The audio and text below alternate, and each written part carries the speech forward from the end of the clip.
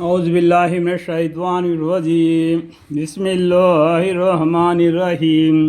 یعنی جب تم مجھ کو اس بات کا طرف بلاتے ہو کہ میں خدا کے ساتھ کفر کروں اور ایسی چیز کو اس کا ساجی بناؤں جس کے ساجی ہونے کی میرے پاس کوئی بھی دلیل نہیں، اللہ کے شریک کرنے کے لیے تم میرے کو بلا رہے ہو، اس کا کوئی دلیل نہیں، کوئی کتاب سے، روشن کتاب سے، کوئی پیغمبر سے، ایسا کوئی دلیل نہیں. ایک اللہ ہے، اسی کی عبادت کرنا. یہ اپنا منمانی اپنے باپ داداؤں کو دیکھ کے جس کو عبادت کر رہے وہ لوگ عبادت کرے تو کس کا نقصان؟ وہ خود سوچنا چاہیے، سمجھنا یہ پڑھنا چاہیے حق بات کیا ہے. یعنی تم مجھ کو اس بات کی طرف بلاتے ہو کہ میں خدا کے ساتھ کفر کروں. دیکھو، جو کفر کرتا ہے، جو شرک کرتا ہے، اللہ تعالیٰ اس کو نہیں بخشے گا. اور ایسی چیز کو کہ اس کا ساجی بناؤں، یعنی اور ایسے چیزوں کو اس کا ساجی بناؤں، یعنی اللہ کے برابر بناؤں.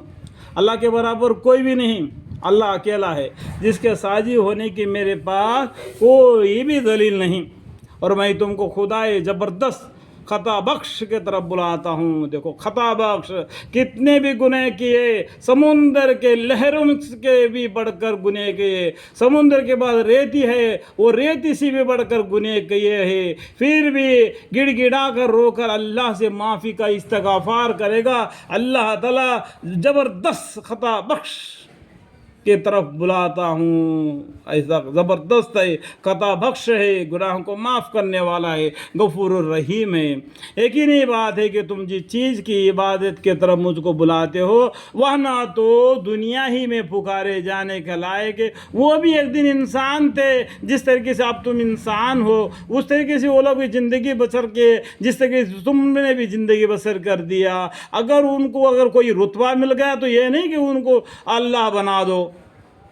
اللہم اغفر لی، اللہ ایک ہے جس نے ان سب تمام کو پیدا کیا. ہم سے بھی بہت طاقتور اس دنیا میں چل دیے، ہم سے بھی قد میں بھی اونچے تھے، تار جھاڑ کے اونچے بڑے بڑے تھے، لمبے چوڑے تھے، اتنا طاقتور تھے کہ پہاڑوں کو تراش تراش کر مکانے بناتے تھے. جس طریقے سے تم لوگوں نے زمین کو جودا اس طریقے سے ان لوگوں نے زمین کو جودا، اس طریقے سے انہوں نے بھی اناج پیدا کیے. لیکن اللہ کی نافرمانی کرنے کی وجہ سے اتنا طاقتور بھی اللہ کے ایک فرشتہ نے ایک نعرہ لگایا، ایسا مر گئے جیسا اس گھر میں کبھی نہیں بسے تھے، جیسا کہ آگ ٹھنڈی ہو گئی ہو، جیسا کہ کھیت کٹ گئی ہو.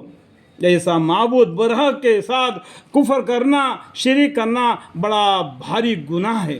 اللہ مغفری، ایسا شرک سے ہم سب کو حفاظت فرمائے، خاص کر کے میرے پورے خاندان والوں کو، کہ تم جس چیز کی عبادت کی طرف مجھ کو بلاتے ہو وہ نہ تو دنیا ہی میں پکارے جانے کا لائق ہے اور نہ آخرت ہی میں. اور یقینی بات ہے کہ ہم سب کو خدا کے پاس جانا ہے. یقینی بات ہے کل قیامت آئے گی. یقینی دن، یقینی کا دن کا مطلب بھی قیامت ہے انڈائریکٹ میں. اور جو لوگ دائرہ عبادت سے نکل رہے ہیں وہ سب دوزخی ہوں گے. دیکھو، کلمہ پڑھ لیا، لا الہ الا اللہ محمد رسول اللہ صلی اللہ علیہ وسلم، یہ دائرے میں جو آ گیا، جو اسلام میں داخل ہو گیا. اور جو کفر کرے گا دائرے عبادت سے نکل کر، یعنی یہ دائرے سے نکل کر جو کفر کرے گا، دائرے عبادت سے نکل رہے ہیں، وہ سب دوزخی ہوں گے.